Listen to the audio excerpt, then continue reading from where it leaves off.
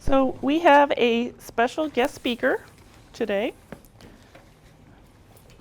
This is Officer Dale DeCourt from the Kent County Sheriff's Office, and he is an arson investigator. And he has brought his good friend and partner, Ritzy. Okay. And for those that didn't get to see her, and Officer we'll just DeCourt. walk her around a second. Officer DeCourt has been in law enforcement for 22 years, and he's been with the Kent County Sheriff's Office for 16 years. And he plans on working with Ritzy for the next 5 to 10 years. Okay. And he's going to talk with you a little bit about accelerants and about arson fires and how Ritzy is used to help solve some of those arson crimes. And so, Thank you without very further much. ado. As Dr. Batten states, I've got 22 years in law enforcement. My first job that I obtained after graduating here from Grand Rapids Community College was that of an Ionia Public Safety Officer. That is where I got introduced to firefighting. I did that job for 4 years. Went to work for a little town called Manton up by Cadillac. Served up there 2 years. I also participated with the fire department there, and then the Michigan DNR Wildfire Division, fighting forest fires. I then was employed with the Kent County Sheriff's Department in 1997 and have worked at this location since. I did volunteer with the Plainfield Township Fire Department for a while, but with everything that was going on with my life, going back to school, everything like that, I gave that up. Then just recently I was contacted and asked to be a canine handler for arson investigation with our department. I service the Michigan Sheriff's Association's 4th District. I cover everything from Lansing, or just east of Lansing, to the Lake Shore, Montcalm County, Howard City, that type of area, down to the South State line. If any fire department, police agency, or anyone else requires the assistance or requests the assistance of Ritzy, I bring her to the scene, walk her through, see what she does, and help them collect the samples that they need to prove or disprove the arson. I have been out on 4 calls since I came back May 11th with Ritzy.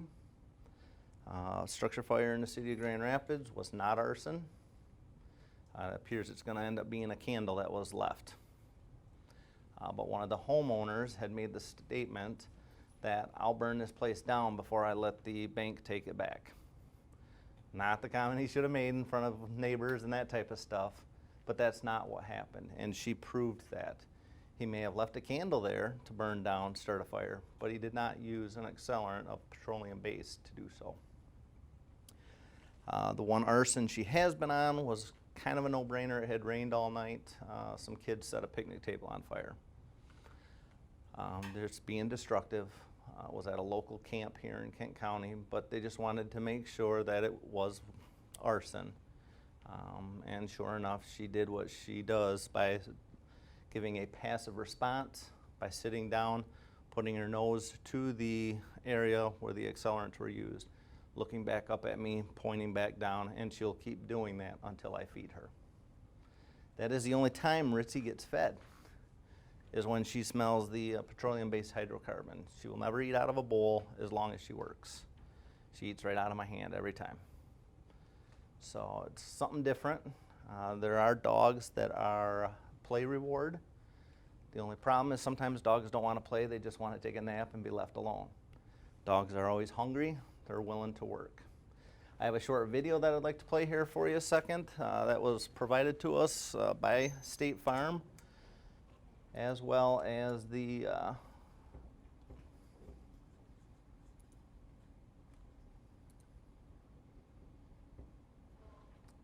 our instructors that provided the training.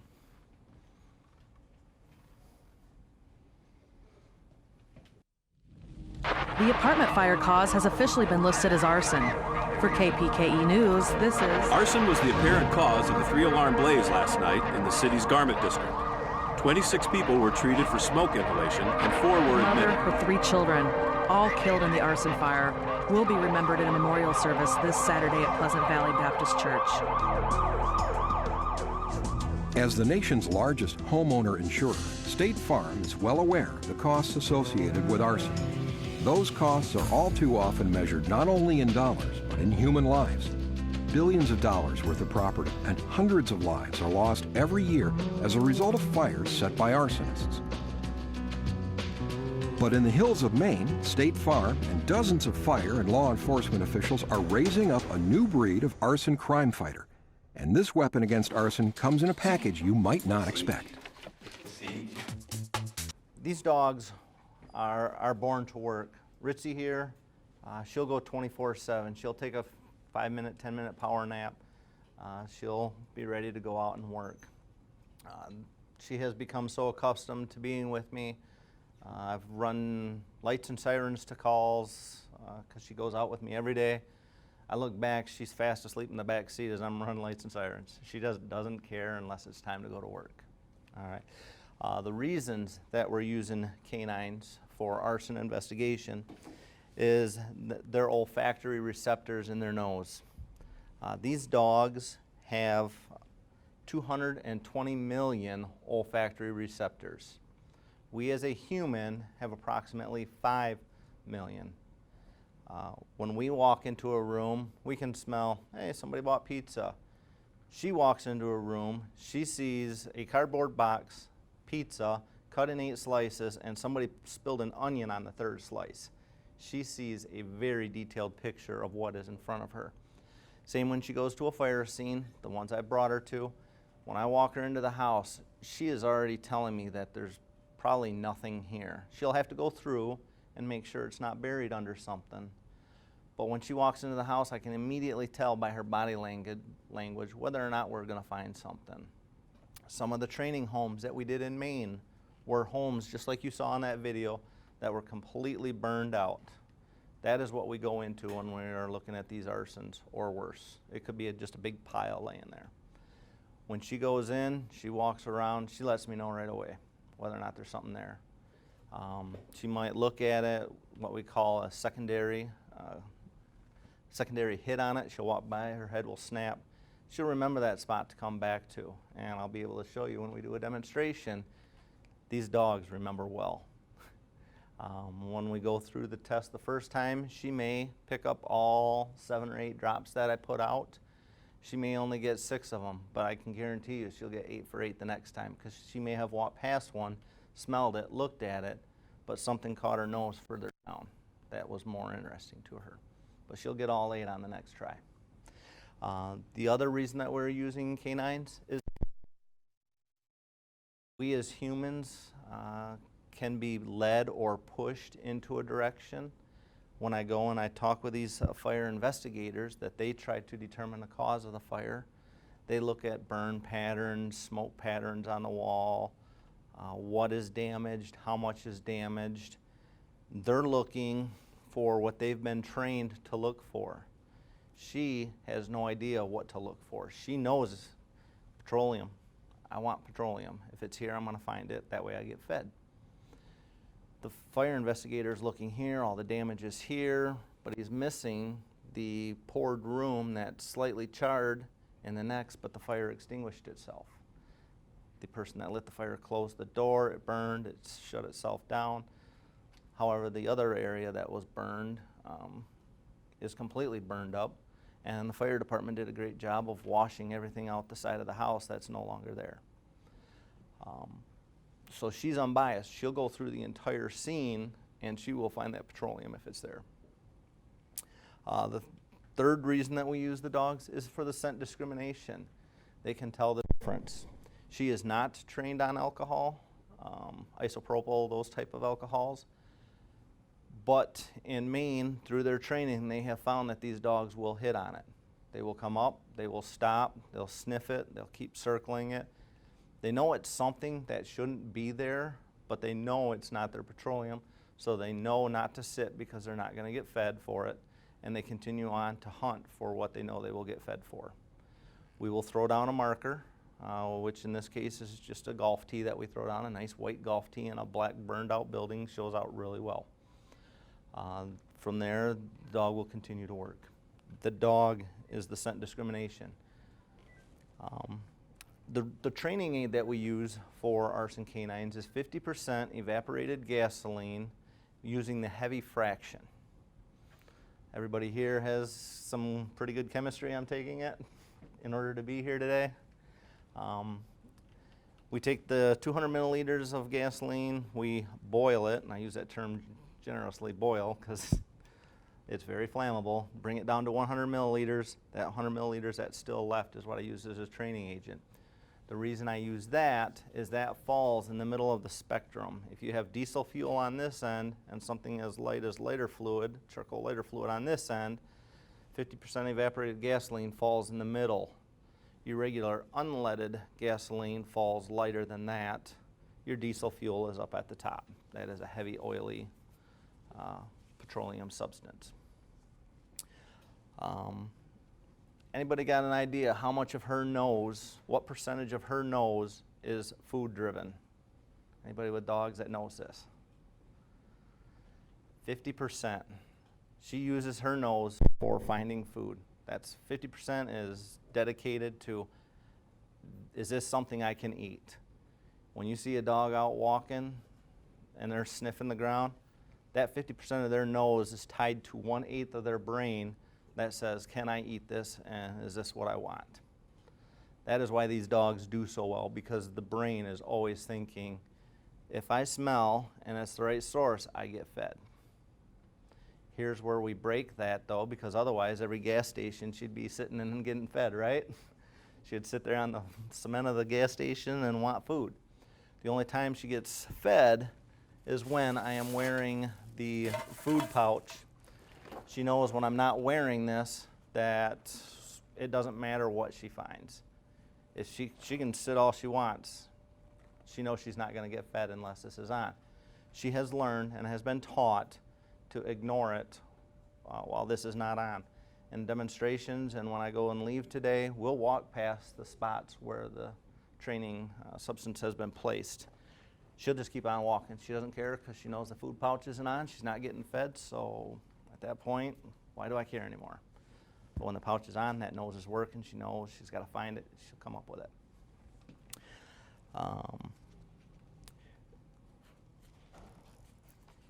Everybody know what a scent cone is, or how a scent cone works in the wind? You start out with a small area like this, but as the wind blows, it circles, the items get bigger and bigger, the cone gets wider and wider. At arson scenes, a lot of people are lazy. They bring a gas can with them. If they don't happen to leave it there thinking it will burn up, they will start to carry it and throw it. We've learned by example that all we have to do is search the area. We may come up with a gas can. Obviously, a rough textured plastic gas can we're not going to be able to get fingerprints off of, but a nice solid metal can, we will be able to get the fingerprints off that. She can do that type of work. She will, I start her off downwind, and she will bring me to any source. It may not be the gas can I'm looking for. It might be some other, somebody left a bottle of gasoline sitting out. And I'll explain some of that here shortly, but she will go find these different items. And from there, we can use that as evidence to help with the arson. Anybody know what kind of prison sentence you get if your arson causes death? It's a life offense. Just simply burning somebody's property is a 10-year. If you burn a house down, something like that, 20 years. So arson is a pretty serious crime. People get hurt, and the thing with that is it's just not necessarily the people at that location that get hurt. It's individuals responding, firefighters, medics. These individuals get hurt in the fire. If the fire is set, causes injury to them, it's still arson causing death. Shouldn't have lit the fire to begin with is what it comes down to. All right. One of the biggest things that we have a problem with is we have metal cans that we use. They're quart size, gallon size, everything like that. We had pictures in our training that when we have a burned sample, the officers or the fire investigators wanted to fill right to the cap. Why not get everything you can into this can? Because it's all evidence, right? The only problem is when you come to use the mass spectrometer, there has to be headroom or an area to bake the substance in. With the can filled to the very top, you cannot submit your evidence. They're going to have to, somehow or another, they're going to have to split it so that there is no more than a 2/3 limit on this can so that they can bake it and get the readings that they need from the mass spectrometer. I am not a scientist. I don't understand completely the mass. It was explained. It still kind of went over my head. I'm out here to find the petroleum and help the scientists, the attorneys, the fire marshals come up with a determination for the cause of that fire. Some people ask, well, when you go to these fires, you're a police officer. How do you get to just walk in and do the scene? Under a couple of court cases, we have U.S. versus Place. It has a couple of aspects to it. The fire department is on scene for an emergency. For any structure fire, the fire department has control of that scene up until the time they leave. The fire department can call in any resource they deem necessary for what they call cause and origin. What is the cause and origin of the fire? They can bring her in, and in another case, U.S. versus Race, the air surrounding this scene is free. Nobody has claim to that. It is not their personal airspace. They do not own it. They cannot take it. With that, the dog is then allowed to go through the scene to assist the fire in cause and origin, take the air sample, and point to the evidence for the fire investigators. I am not one of the certified fire investigators. There's two trains of thought on that. One is not to have me influenced by seeing the scene and coming up with my predetermined notion of what caused it. The other is, hey, it only works to your advantage if you know where that fire started, that you can work that. There's two trains of thought. I'm pretty happy with not knowing exactly all the signs of a fire. I know some, but not knowing, then I kind of go off of the fire investigator, get his side, and then I do the entire house. Like as I said, the scene might be contaminated in a different place. One of my partners that was there, fire was in the upstairs bedroom. The dog did not want to go upstairs. The dog kept wanting to pull him to the side. He went. That's where all the samples were on the carpet. Couldn't smell it all over the smoke and fire damage. But the dog could, even down on the main floor, said, nope, I want to go over here. This is where the pour has been.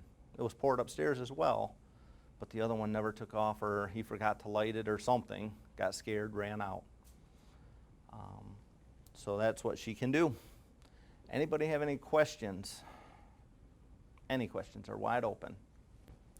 We often hear about dogs being drug sniffers. Mm-hmm. Is it a different type of dog, or it all depends on the training? It all depends on the training. Before I got there, she was trained by a retired firefighter from Gary, Indiana.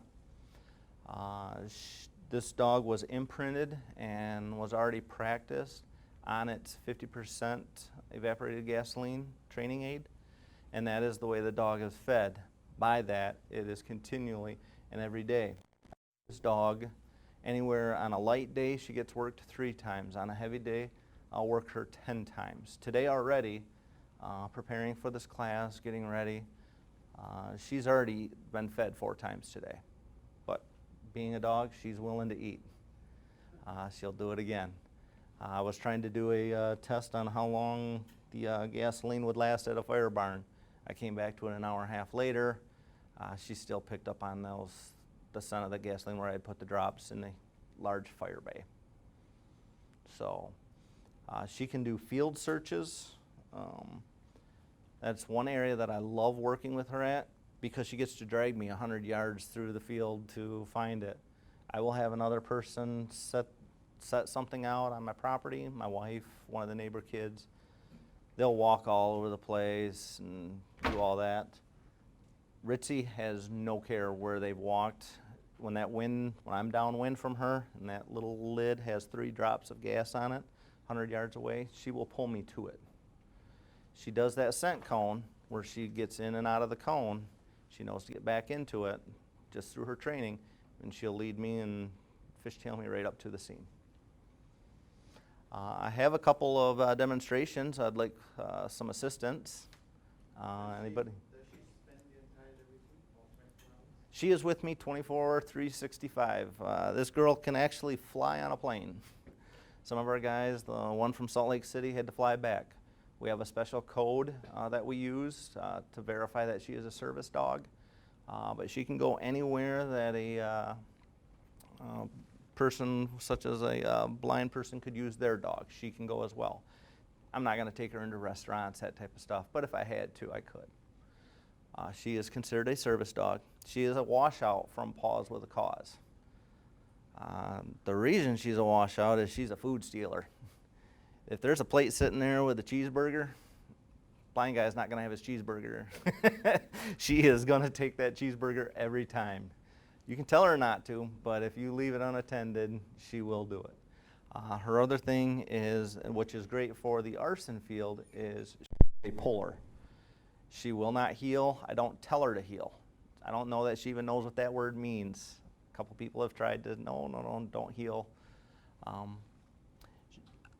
If I am in a fire scene and the floor goes soft or something like that, it's a lot easier for me to pull 52 pounds back through the floor, back to safety, or lower her down and get her down as far as I can to the next floor and let her go, than for me to fall through the floor. Having been a firefighter, going through the floor sucks. That is a very bad day. I had my face mask ripped off, my partner grabbed, I'm halfway through the floor, I'm trying to hold out, spread eagle. You know, they're grabbing at me, trying to pull me back. I thought it was a simple mattress fire, grabbed the mattress. It was a hot water heater in the basement that it blew up, lit the floor below it. That had then in turn lit the mattress. It's a live and learn. I almost went to the basement on that one. So, any other questions? If I can get 6 volunteers, anybody wanna? You're not gonna get bit, you're not gonna get, you might get a little slobbery on one hand, but. All right, if 6 wanna jump up here, we can. Each of these cans that I'm opening here has burned material in them. This one is plastic. And eventually I'm going to have each of you switch cans so you won't have the same can at all the time. This one here is pad, carpet pad, which would be in a house. That one stinks already, doesn't it? You got a stinky one. This is burned carpet. Smell nice and stinky.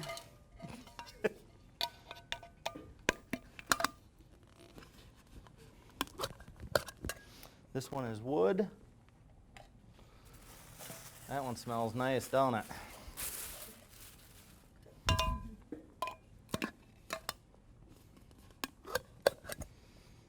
This one is straight paper. And she is so sensitive, I actually have to keep, even with the sealed cans in that, just so I don't risk touching one of these cans with what we call the hot can, I have to keep it separated.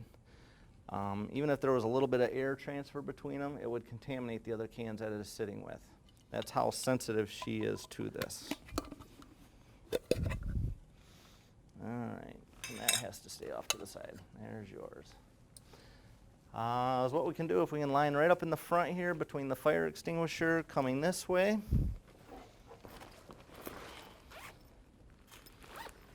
And I'm gonna, if I could have somebody do me a favor while we're here, I'm gonna get this started. Yeah. That way I'll have some time to sit and dissipate before we get here. And if we just want to do them like right at the edges of each of those, what is it, 1, 2, 3, kind of like those 4 pillars, do them right at the, somewhere along the pillars there. And okay. On this wall. Okay. Yeah, we'll start here, so we'll go this way. Yeah. Yeah, yep. All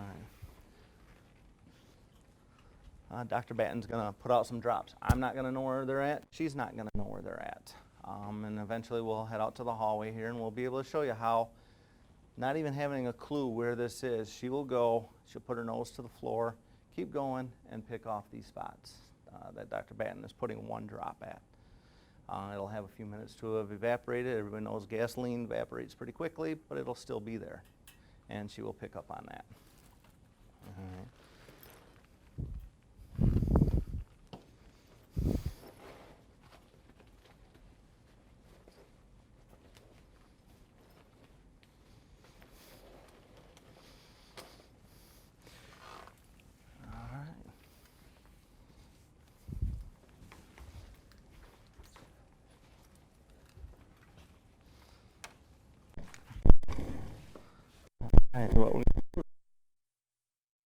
If you can just kind of hold them down by your knees.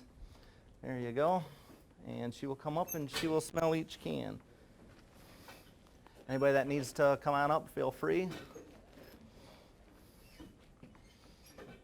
She's just waiting. She's itching. Seek. Seek.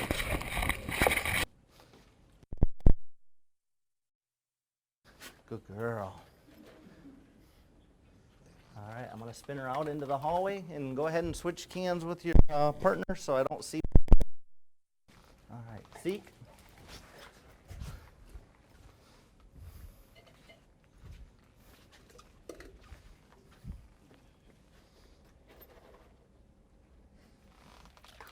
All right, we'll do it 2 more times. That way I get 1 more feeding in her for today. We try to feed her anywhere between a half cup and a cup each time that we do this. Just helps her get a nice full belly. She knows that she got rewarded for smelling it. All right, seek.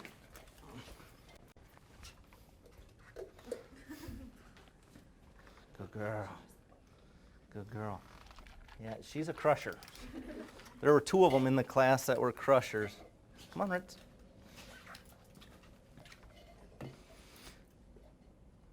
She's kind of an expensive dog because she likes to crush the cans.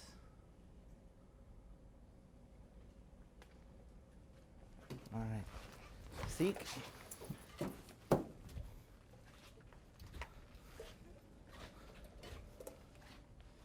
Oh, good girl.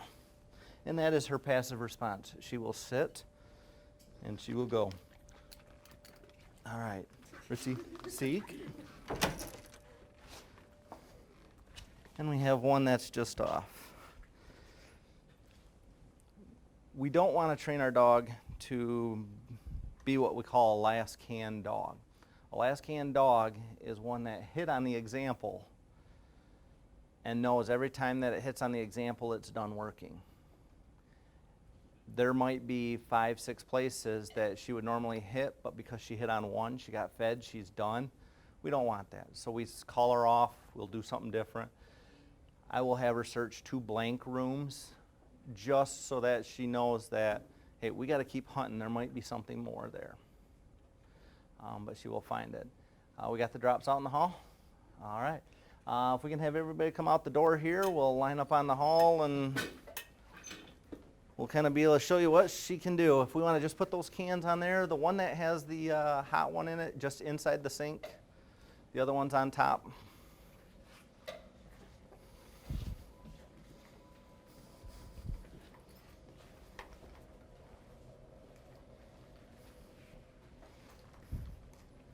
All right, let's everybody fill in. We can kind of fill in up to about this point. All right, I can already tell you by the way she's pulling on me, she knows there's something down this hall. She wasn't here for it. She didn't get to see it, but she's already pulling on me, which tells me she knows there's something. She's like, oh, look at that nose go. She's already, come on, get me down there, get me down there. Just because I asked Dr. Batten, I have had her put 2 drops on that side, 4 drops on this side, down this hall, the length of the hallway. That's what we did, right? When we go down there, like I said, she might not get all of them, but how many good samples do I need at an arson scene? I need 1. If there's no reason that unleaded fuel should be in a bedroom, no reason diesel fuel should be in a bathroom. So with that, all I need is her to hit on a couple of the points, If she gets all 6 of them, great. If she gets 4 or 5, that's good too. But I can guarantee on the second time she will get all 6 of them, because she may have walked over it, but she knew it was there. You ready to go work? You ready? Seek. Oh, food coming out. Come on. That's a distraction.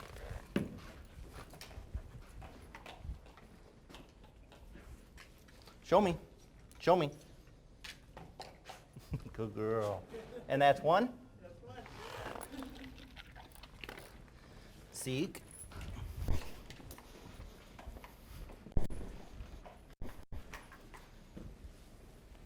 That's 2. Good girl. Seek.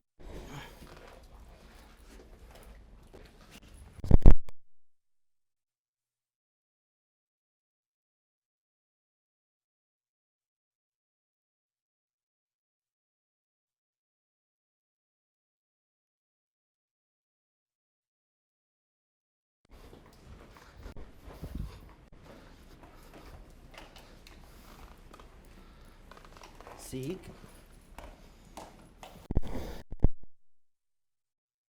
Over it.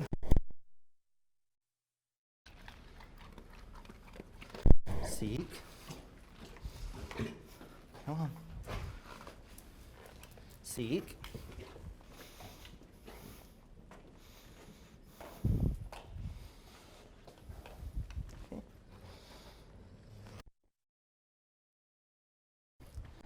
Seek.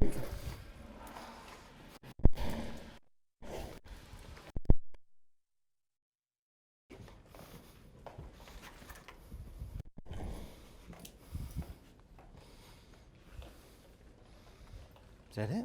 Oh, good girl. I put 2 kind of close together. She might have. She missed 1? Okay. Well, they were, I think, like too close. Okay. Probably hit them both. But we got 5 of 6. We got what we needed. She can go through. This time, we'll quick run her through. Give her just a couple of pieces, but I'm betting she might get 6 out of 6 this time. Seek.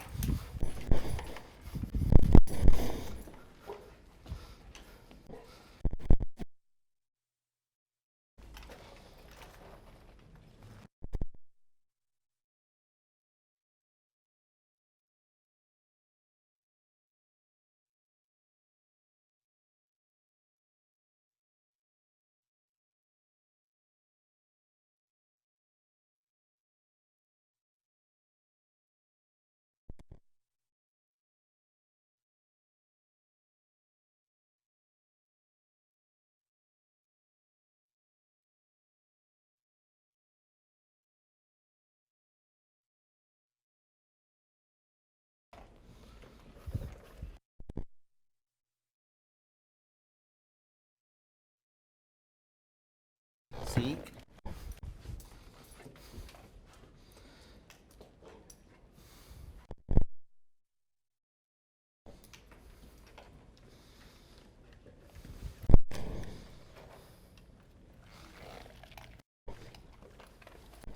Seek. Is that the one you missed?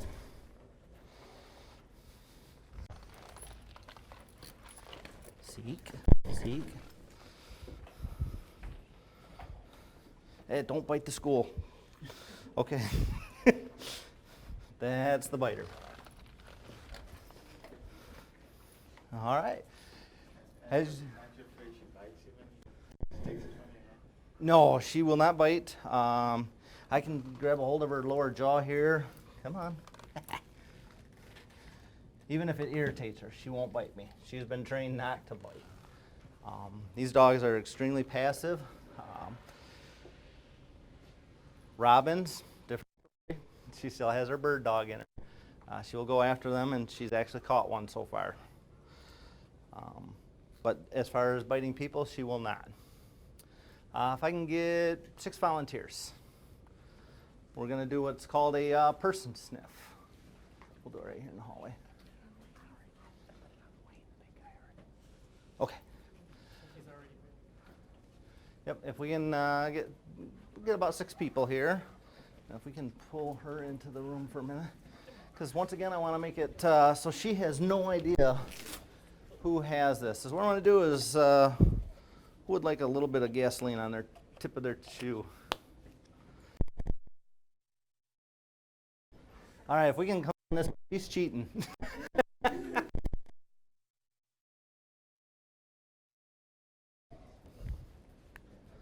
right, who's got a good tennis shoe I'm not going to destroy? All right. All right.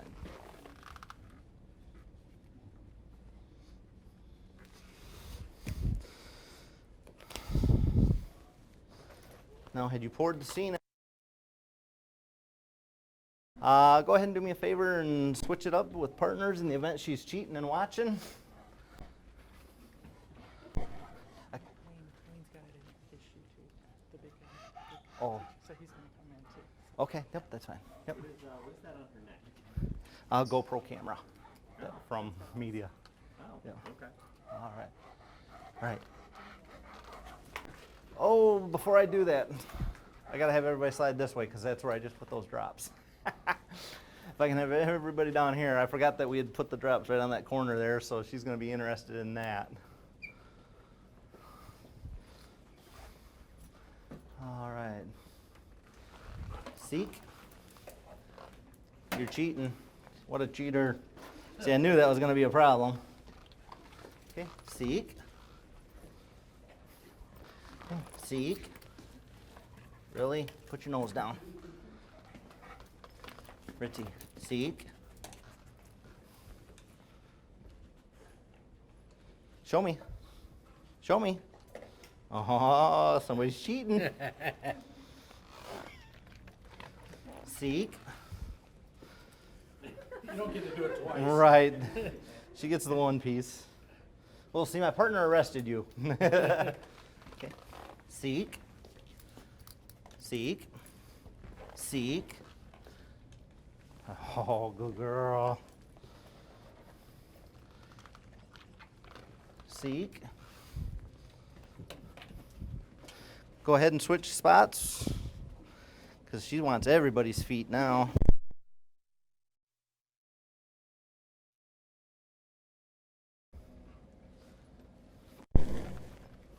Ready? Seek. Seek.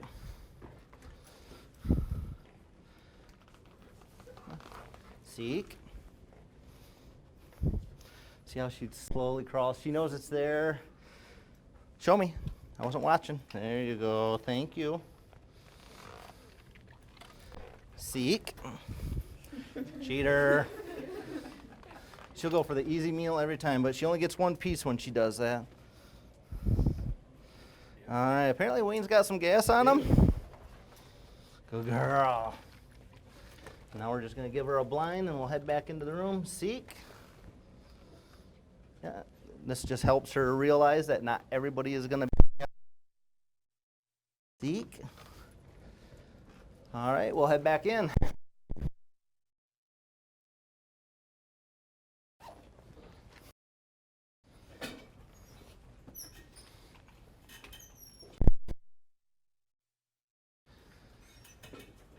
Each of you have been given a little packet that has a article reference to Arson K9. And on the back of that is a 2011 arson suspicious fire report by each county. There are 83 counties in Michigan.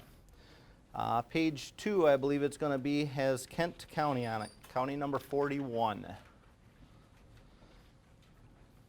By looking at the information here, we see that Kent County alone had 1,415 fires in 2011.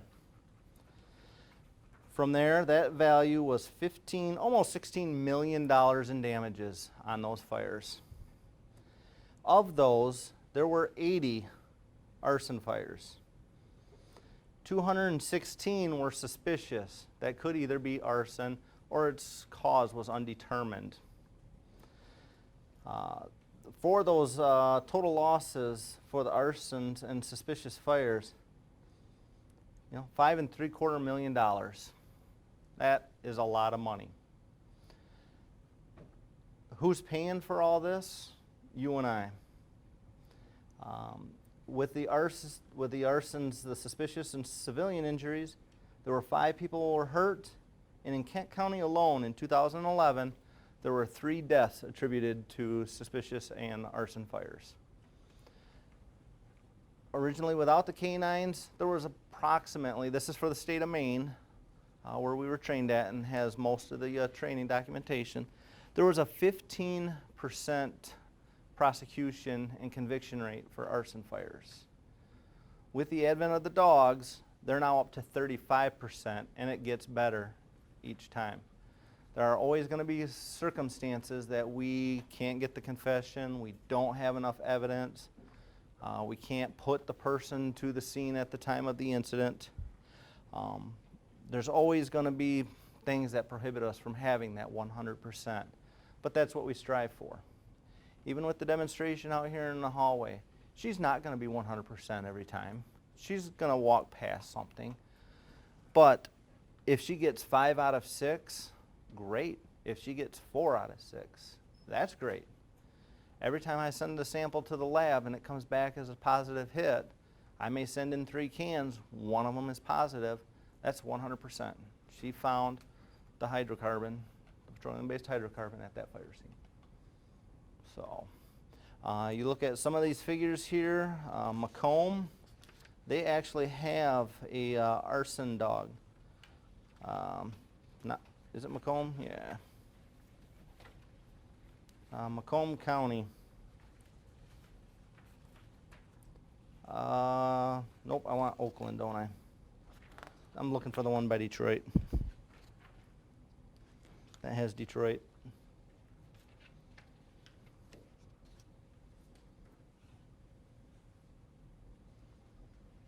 They had 93 arsons that year.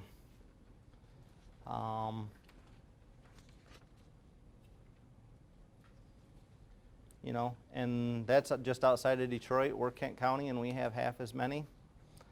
That's some pretty serious numbers. You go through and add up the total dollars for all these, which I have not done. You know, we're probably looking at $750,000 or $1 billion in Michigan alone. There's some serious dollar totals here. Who pays for this? You, I, insurance companies. Everybody pays for that. You pay for arson by your insurance rates because you're paying for the claims they've had to pay. If they were able to prove that it was arson, they don't pay. That's a savings for them. Do I work for the insurance companies? Absolutely not. The State Farm, who provided the dog and the training, simply wants us out there to be a tool to stop this. By your attending here, going through this camp here today, that's exactly what we need, the scientists to help us come up and tell us what it is. Because like I said, I can package it, I can send it to you. Unfortunately, it's the scientists, I shouldn't say unfortunately, it's the scientists that put it together and tell us what it is. All right, any questions?